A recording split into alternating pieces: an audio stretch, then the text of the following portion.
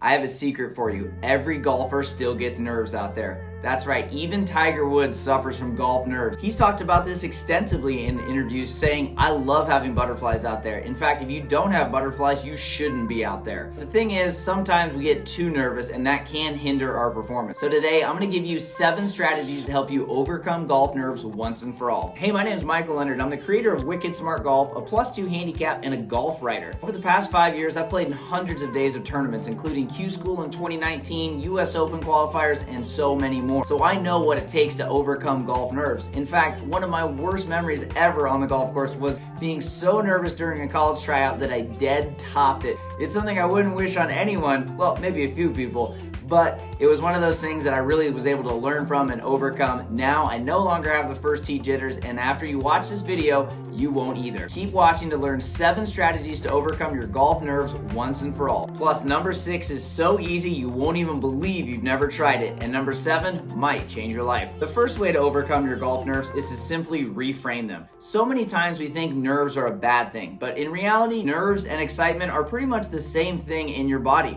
Both of them get your blood pumping, get your heart rate up. Essentially, we are just saying, I'm nervous, I'm nervous, I'm nervous, and that gets our body into a timid, scared position. But again, the same thing's happening when you're excited. So instead of saying, I'm nervous, reframe it and say, I'm excited about this golf round. I'm excited about this shot I get to hit.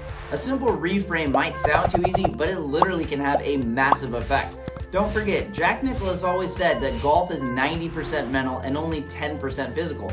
So you want to try and hack your mind whenever possible. The mind likes to think it's a scary situation and it goes into that fight or flight mode a lot of times, but in reality, there's no saber-tooth tiger tracking you down as you're getting ready to hit that first tee shot of the day. Most of the stuff we make up is in our mind, and we get worried about what people are going to think about us and all the people watching from the putting green or the clubhouse. We have to just learn how to reframe it first and foremost.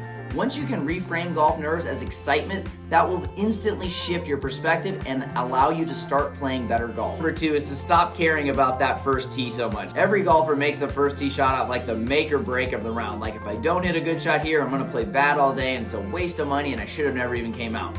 But at the same time, you can also hit a great first tee shot, go on to chunk, skull, thin the next shot, and go on to make a double bogey. So what does that really tell you? The first tee shot doesn't matter. I've hit so many great first tee shots and made pars and bogeys, and maybe even worse, and I've hit bad tee shots and made birdies, pars, bogeys, and worse. The point is, the first tee shot is just that, one shot. So don't overhype it in your mind because, again, it has no reflection on the next 4 to 5 hours unless you let it. My biggest key for the first tee jitters is to make sure your final shot on the range is with the club you're going to hit on the first tee. So if you hit a hybrid on that first hole on that first shot, make sure you're hitting your hybrid as your last club and make sure it's a good shot. You don't want to end on a skinny one or a shank or some bad shot. You want to end it on a shot that you would hope you can hit on the first tee. Finally, just remember, it is only one shot. It really does not matter. So get over your nerves and follow the rest of these tips and you're gonna overcome those first tee jitters. Third tip is to follow your pre-shot routine the entire round. One of the best examples of someone not sticking to the pre-shot routine is Greg Norman in the 1996 Masters. He suffered one of the biggest collapses on the back nine, and to this day, it's still hard for me to even watch. But if you do go back and watch, you can actually learn a lot. You will see that his routine changes from previous days that helped get him to that lead. It really changed on Sunday, and specifically that back nine. Nick Faldo, who ended up winning that tournament, even said that Greg Norman's routine changed.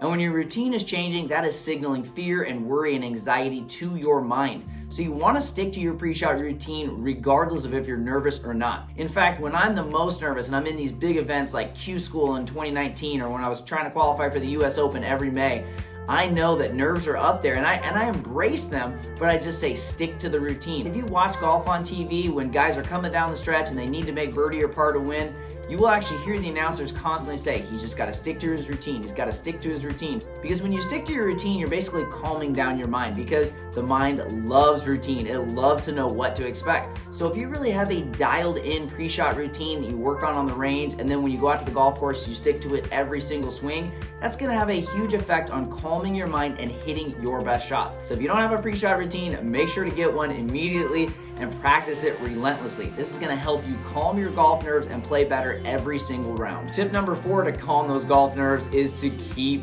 breathing. Sometimes if you got nervous out there and realize, man, I'm not really breathing very much. Well, the thing is, we tend to take really shallow breaths when we get nervous, and that sends our mind into fight or flight mode. because it is sensing danger. But once again, just like the first tee, there is no danger when you're on the golf course. Unless you're playing golf in Florida and an alligator comes out, there's really no danger out there. It's just perceived danger that we worry about on the golf course. We're worrying about what's my playing partner gonna think, or am I gonna play my best? And in reality, those aren't real threats. Those are ones we just make up. So what we need to do is to remind ourselves to keep breathing. Now you can do this in all kinds of ways, and there's tons of different breathing techniques, but I like to remind myself of just taking a big deep breath before I start walking into my pre-shot routine. And another way you can do it is inhale twice, and then exhale. Do that 2 or 3 times and you will instantly feel a lot better, a lot more at ease, and it'll help you stop being so nervous. Tip number 5 is to change your focus. Dr. Bob Rotella talks about having a wide and a narrow focus, and this is something that I use all the time when I'm out there. So here's what I mean. You go wide with focus in between shots. So after you take your shot and you're walking or you're in your cart, you want to be thinking about other things in golf. You don't want to be thinking about the next shot, the next hole. Because when you try and stay focused for 4 to 6 hours straight solely on golf, your mind is going to burn out, and it's really easy to have a lot of mental fatigue, especially on the back nine. And that's when you need it most. So you need to be able to go wide, and then when it comes time to hit the shot, then go narrow. So for example, when I put my golf glove on and strap it up, that is actually a trigger to my mind to say, hey, we're gonna focus, it's time to go, let's go through our routine, let's dial in our distance, get the number, analyze the shot, do all those things we need to do. As soon as I hit the shot, I undo my glove, it's time to breathe, and then you can go wide. You can talk about what's going on outside of golf and talk about family, friends, any other topic, and that's time for your mind to actually recharge before you focus on the next one. Tip number 6 is so simple, I promised it. Snap back to reality. If you're getting nervous on the golf course, a lot of times it's because you go drifting into the future. How many times have you played a great front nine and all of a sudden you start thinking, oh, if I do this again, I'm gonna have my best round ever. If I do this again, I'm gonna break par. But in reality, your mind is wandering, and if your mind isn't where your body is, you are not gonna hit your best golf shots.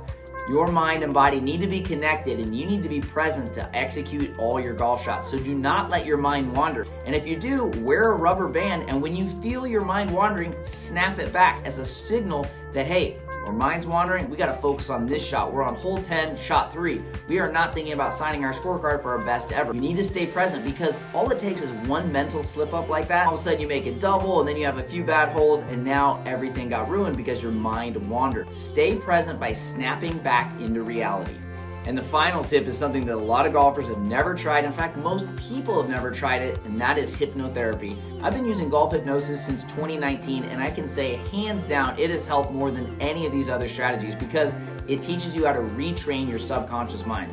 On my podcast, Wicked Smart Golf, I've actually interviewed several mental golf specialists, including a golf hypnotherapist, where we cover how the subconscious really runs our day-to-day, and our subconscious creates our self-image. So if you really want to overcome nerves and you're someone that thinks you're a very nervous or anxious person, look into hypnotherapy. One of my favorite ones is offered through Mental Golf Type and the creator, John Weir. He's actually an NGH certified hypnotherapist and is the youngest person to receive some of the most prestigious awards, and I listen to his hypnotherapy consistently as their focus for golf. For example, he has tracks all about creating a new self-image and making putt and executing shots under pressure, and he has different tracks for different things you might need to overcome. So I'll link to that down below in the description, but I can say hands down, golf hypnotherapy is a great way to retrain your subconscious and upgrade your self-image.